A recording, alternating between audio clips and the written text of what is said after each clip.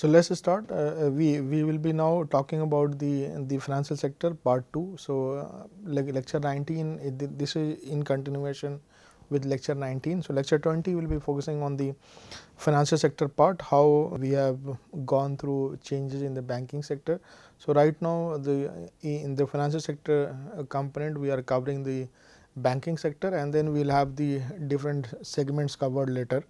So next 20-25 minutes we are going to talk about the banking sector reforms, how banking sector reforms have helped India in terms of driving the economic activities.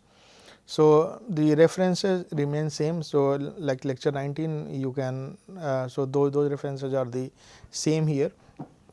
The only thing is that now we will be focusing on the major reforms that India undertook in reviving the banking sector and the changes that were occurring in the economy in different sectors, and there were different requirements coming from different sectors. So to meet those requirements, it was very necessary to implement certain policies with regard to the banking sector reforms. So the major reforms in the Indian banking sectors were initiated with the economic liberalization process. So one common name that appears in Indian economic is M. Narasimhan. His committee had created or had made a sea change in the banking sector in India. So I will be referring Narasimhan Committee 1 for 1992 and Narasimhan Committee 2 for 1998. So 1991 is really important to understand, because at that time we were taking drastic measures to expand the banking services, and then we were also focusing on the regulatory apparatus, that how these banking regulations which are going to be expanded can further be taken care. So in terms of banking sector reforms, it included following things. So it was first that the focus was on operational autonomy, and before that most of the banks were regulated by both Ministry of Finance, the banking division in Ministry of Finance, and also by the RBI. And this committee gave a clear permission which institution should regulate the banking sector, and in that Reserve Bank of India was granted permission to regulate the whole banking sector in the country. The deregulation of the interest rate, since most of the banks before 1991 reforms were functioning under the very regulated framework, and they had a lot of protections, and that is why the interest rate was heavily biased towards the higher interest rate, and the even it was quite high, and for the banks it became quite unbearable. So deregulations were made not just for the lending but also for deposit rates, that banks were given freedom in terms of deciding about the rate of interest. Relaxation in the deregulation of interest rate was also possible, because by the time when we thought about the deregulation, we had some options available for investment, because in the 1960s 70s people had a very limited option to save, and the banking was one of the major options, and that is why the rate of interest were made quite attractive at that time. But post reform period, when we saw a major change happening in different in the financial sector domain, then it was required that these banks should be given freedom in terms of deciding about the rate of interest. In terms of relaxations in investment norms of the bank, so this is also one area where the committee had focused on, and especially in terms of how these banks will be prioritizing their investment, not only firms but other activities also.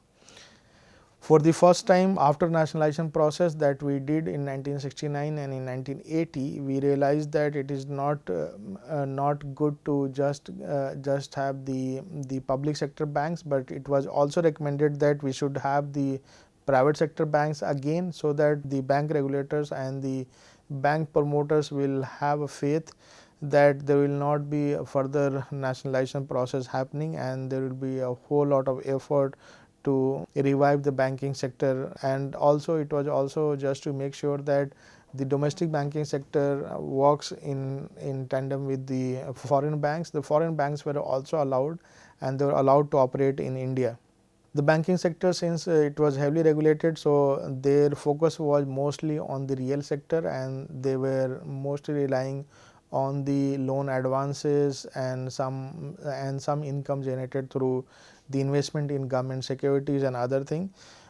This committee also provided the access to the capital market, where it was allowed that they can be listed on the stock exchange, and then after that they can mobilize money for their expansion. So this one was also one of the major development that we undertook at that time, and this committee recommended that. Then we had gone for supervisory norms when we started realizing that now the banking sector is getting bigger, and if we will not be able to tackle the risk of the banking sector, then it may create some kind of systemic risk which arises due to the failure of one particular institution or one particular large institution. If that particular institution fails, then it is likely that it will have a stronger spillover or risk spillover on other institutions. So supervisory norms were devised in such a manner that the banking sector risk can be minimized, and some kind of regulatory apparatus could be developed, so that in future if we some unwarranted circumstances can be avoided. Then there are also a corporate governance framework, that how the banking institutions will be operated, what will be their structure, composition, what will be the composition of the board, how these board members will function, what will be their qualification, how frequently they will be thinking about certain rules, regulations. So corporate governance also came in. So it means that there was a whole lot of gigantic structure, or the focus was to revive the banking sector in a much better way, and it was also in a way the effort was made to modernize the banking sector, and not just the conventional, it should not look like conventional sector. So I have mentioned just Narasimhan Committee 1 as NC1. So Narasimhan Committee NC1 means it is about 1992. So this committee had recommended the market determined interest rate, which means that it depends upon the borrower and lender. And since the committee had recommended for deregulation of the deposit rates, right? So banks were allowed to set the interest rate for 1 to 8%. The deregulation also continued with some up and downs in the 1992 by fixing a single ceiling rate of 13% for all type of deposits. So deposit with certain maturities were different, and this particular committee recommended for certain change. In October 1997, the deposit rates were fully regulated, and RBI allowed commercial bank to decide their own interest rate on domestic deposits with the prior approval of the board of directors. So unlike earlier, it was completely focused on the short term maturity deposits. This particular committee helped in terms of setting the market determined interest rate, and this is how it helped in terms of the banks giving autonomy that what rate of interest they would like to offer. But also there was check on the monetary policy transmission process, that if the central bank is going to decide about the rate of interest, then it should pass on to everyone, and that's why the monitoring mechanism was also developed, so that a particular committee should look after that, whether the interest rate cut which has been given by the central bank, it is passed on to the beneficiaries. Lower cash reserve ratio. So cash reserve ratio at that time was 15%, and then it was reduced to 8%. So cash reserve ratio is, these are called credit control indicators, where we have the bank rate, then we have the cash reserve ratio, and then we also have the statutory liquidity ratio. So SLR, CRR. So CRR is the requirement coming from the central bank, that each and every bank has to keep some amount of deposit in the form of cash, so they will be just keeping with the central bank in the form of current account, and this particular cash will be used only in the or unwanted circumstances with the permission of the central bank. So cash reserve ratio becomes very important. If the cash reserve ratio is lower, which means that higher amount of cash is available with the bank, and they will be using for loaning, and which means that money supply expansion, money supply increasing, and if the CRR rate is higher, which means that if the cash reserve ratio is higher, banks are supposed to keep larger amount or larger percentage of their deposits with the central bank, and as a result they will be left with a smaller amount, and this will further hinder the loaning or the lending mechanism of the bank, and this as a result will control the money supply. So, there is an inverse relationship. So, if you have the higher CRR, you have the lower money supply. If you have lower CRR, you have the higher money supply. So, the inverse relationship that we see. So, this is one of the tools of the credit control that every central bank implements. And to make sure that if you want to expand your economic activity, if you are telling your banks to invest more in economic activities and help the businessmen to invest, it means that your CRR has to be lower, so that banks will have more cash so that they can give it to the businessman. So, that is why this CRR concept became really important, and that is why this committee had recommended that this particular rate should come down 15%. Right now if you go on the RBI, so on towards the left side you have different rates. There you will find cash reserve ratio. So, you have reserve rates also mentioned over there. So, right now it is 3%, but at that time in 1989 it was 15%, and then in a phase wise manner it was reduced to 8%, which means that the banks were given more opportunity for going for lending. Ninth plan document also had made observations on the high maintenance of cash reserve ratio, because if you want to go for rapid industrialization, you need to have a lower cash reserve ratio, then only you will be able to facilitate the credit requirement of the industrial process. And the Narasimhan committee had also recommended that RBI central bank should rely more on the open market operations.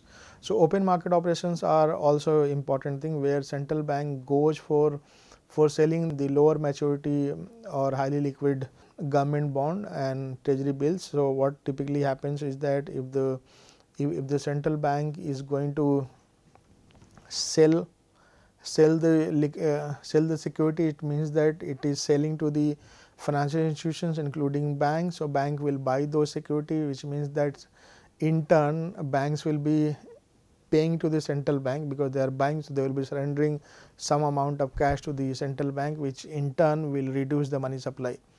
In the same way, if the central bank is going to buy and not selling, buy the securities from the banks and financial institutions, then it means that central bank is going to give money to the banks, because central bank is buying, which means that you are buying and paying cash to the central bank, and this will increase the money supply. So, open market operation takes place, and this open market activity helps in terms of quick adjustment in the money supply. So, this open market operation is really important to understand in terms of money supply process. So, what the Narasimhan committee had recommended, that the central bank should not just rely on the CRR, because for central bank it is easier that they will be simply targeting the banks that you now were depositing 20%. Now, you surrender us the cash reserve ratio of 30%, 40%. As per the committee, it was told that the central bank should go for open market operations. So, if you want to generate extra money, you can buy or you can participate in what is called gilt edge security market, where the buying and selling of the bonds and the securities take place. And then we have the lowering statutory liquidity ratio, it is called SLR. And this committee had also recommended the lower SLR requirements from existing 38.5% in 25% over the period. Now, we have almost I think 18% or so, but at that time it was almost 38.5%. And SLR ratio is different. In SLR ratio, it is binding on the banks that apart from CRR. So, for example, if you are going to deposit 100 rupees in a bank as per the requirement, it is if 20% is the CRR requirement, then 20 rupees it will send it to the bank. Apart from 20 rupees, now the central bank again imposes one more condition on the bank, that you have to now have 38 rupees extra added. So, 38.5 as per the requirement, 38 rupees 0.5 paisa has to be saved in the form of cash, treasury bills and gold, precious items, anything. and this will be kept separately, and then this will not be used for any kind of borrowing and lending. So, this is just to have any kind of adjustment in liquidity. Now, this also helps regulate the central bank the money supply, which means that if the SLR requirements are higher, money supply is going to be lower. If SLR requirements are lower, then money supply is going to be higher, which means that there will be more flow of credit and money in the system.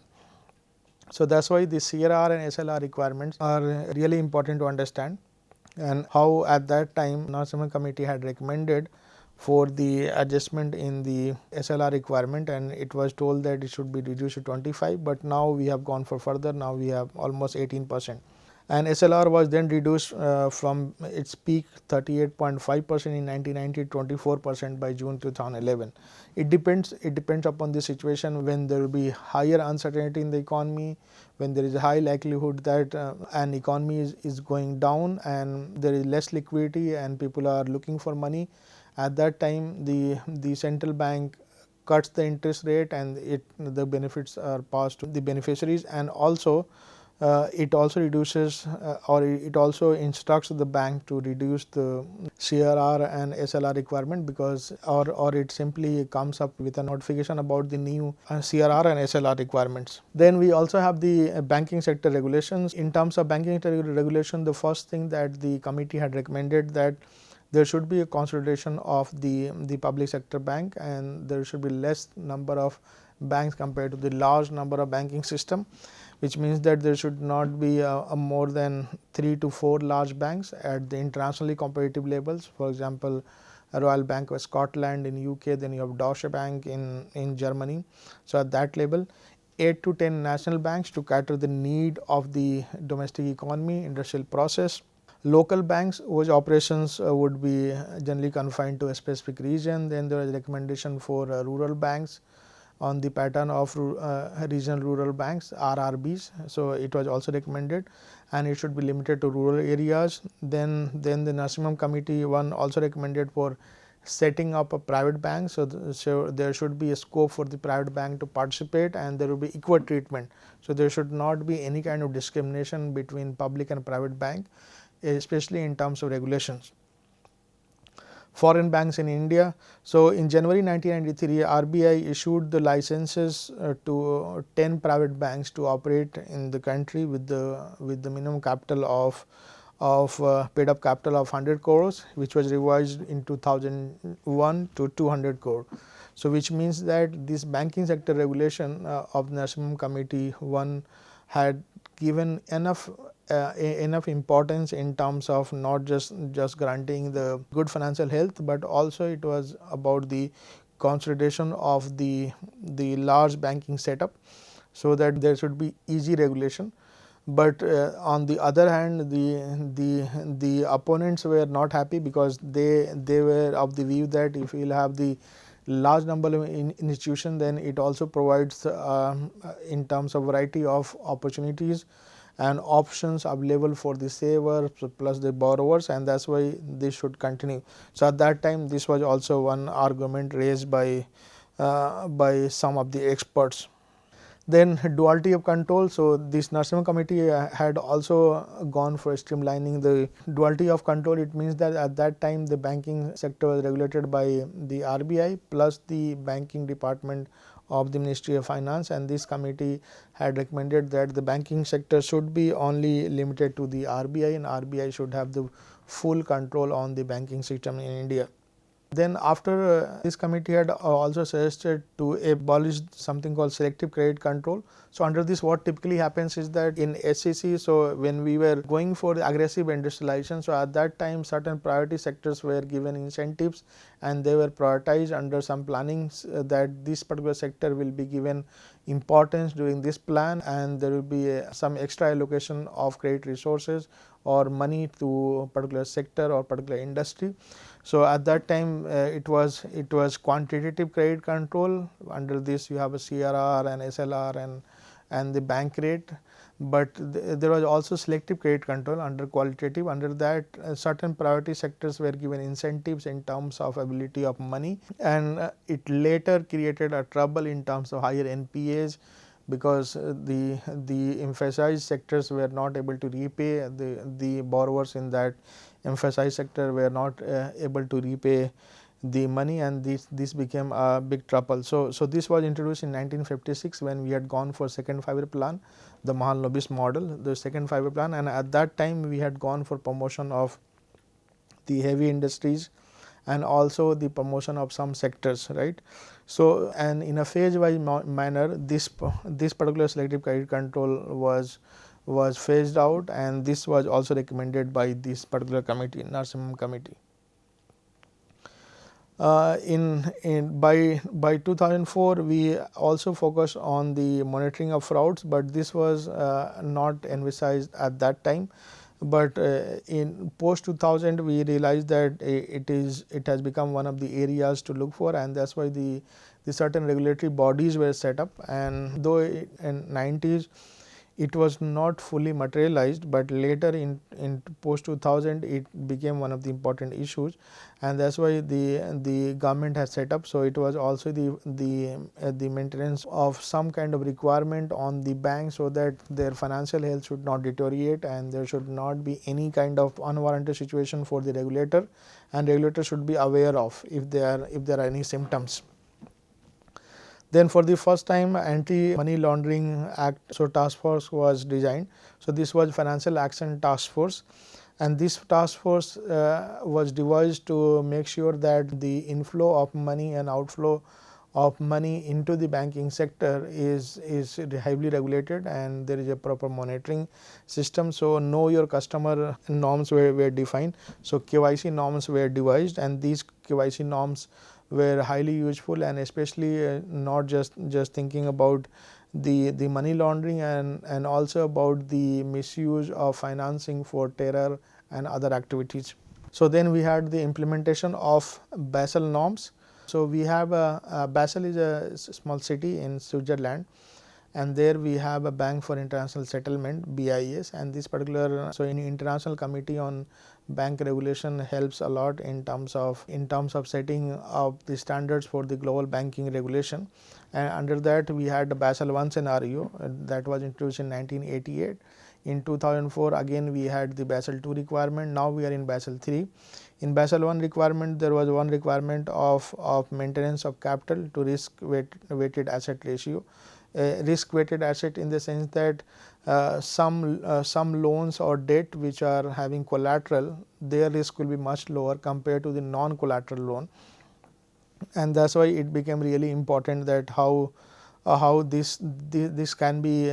So as such there was no regulatory provision at that time.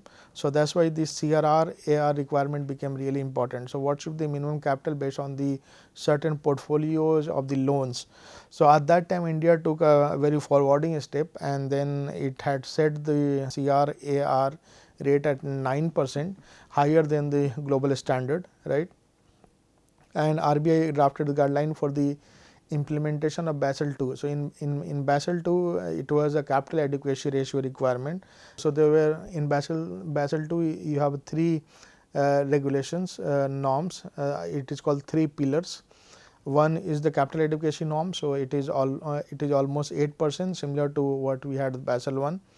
In the second pillar it was about the supervisory control, which means that the central bank should have the control, there should be body to look after. And third was the market discipline. So market discipline talks about the disclosure norms, that how a particular market can be enforced with a particular discipline of going for declaration of some information or some kind of regular information. So which means that Basel II norms was further modified on the part of Basel I. Under Basel III, which is not being implemented, and now because of the coronavirus pandemic, government has not gone for the implementation, but there are certain provisions. For example, there is extra buffer requirement for the unwanted situation, because after 2008-9 global financial crisis, the whole banking and financial system is now looking for a safer place where they can easily avoid such situations in the future. So there is a buffer requirement, there are leverage issues. So those dimensions are added. So the first was only Basel Accord was only about the risk weighted asset ratio. Then in Basel, two more pillars were added. It was about supervisory, and second was the market discipline. So if you want, you can go through on the RBI website. It provides a very detailed account. And then we have the management of non-performing assets. So in case of India, the management of non-performing assets are important to understand. In every country, whenever we have the regulated banking system, so under regulated banking system there will be focused investment, and this focused investment or prioritized investment lead to somewhere failure of the market, and that means that the government intervention sometimes bring inefficiency, and that result in the higher default of loans and loan waivers. So those requirements. So NPAs are one of the important issues in the banking sector, and why we have gone for recently a market consolidation where we had gone for the merger of banks. So this committee had also recommended for securitization, reconstruction of financial assets, and enforcement of the security interest. So under this, if the bank does not receive any kind of activity on the advanced loan or advance money to a particular entity or particular business for 90 days, then that becomes NPAs, though it will be part of the balance sheet. But if it is less than 60 days, then it is called SMA, standard, it is a special mention account, and then if it is for 60 and 90, it is called SMA 2. So these are the requirements. So special mention accounts are important, that if the particular account is not having any income, then this particular account has to be monitored on not just 90 days, but also on the lower frequencies, so that at least if there is chance for any revival, then it can be processed. And this particular Act has a lot to do with the non-performing assets, and it also provided some kind of cushion regulatory norms for the banks. The Act also outlined guidelines with the cases of NPAs, even selling for. So there was a debt recovery tribunal. Then there was also some kind of setting of it is called asset management company. Then we had asset reconstruction companies. So ARCs. Then we had a corporate debt restructuring mechanism. So I think those things we will be discussing when we will have the Indian banking crisis discussed in detail. But as of now, what it looks like that in 2000, in the early 2000, when we were progressing on the banking sector reform, at that time also the focus was on the consolidation of the losses, regulatory process. We are adopting the new system. So overall, I think I will stop here, and I will continue in the next lecture the rest of the part. So overall, what it looked like that the Indian banking system has gone through structural changes. First, we had gone for the dominance of the government sector. Then we had gone for moderation in the role of the government, and then the role of the private sector was there. And going ahead in post 2000 scenario, you will find that the focus was on the diversification. So the banking sector has been used in India for specific purposes. So in the beginning, when we got independence, the focus was more on the capacity industrialization. So the ultimate objective was that there should be financial institutions which will be investing more and more in terms of providing loan and services. Then in 1980s, we still realized that we need more financial institutions to support the growth process. So we nationalized again. In 1991, when we faced the economic crisis, very awkward situation, then at that time we realized that we should be now moving towards a more market oriented setup in terms of global rules and regulations, implementation of rules and regulations. So Narasimhan committee helped in terms of going for restructuring of the banking sector, and the new revival era started. So now we will be into the new revival era. In the next lecture 21 and 22 we will be talking. Thank you so much.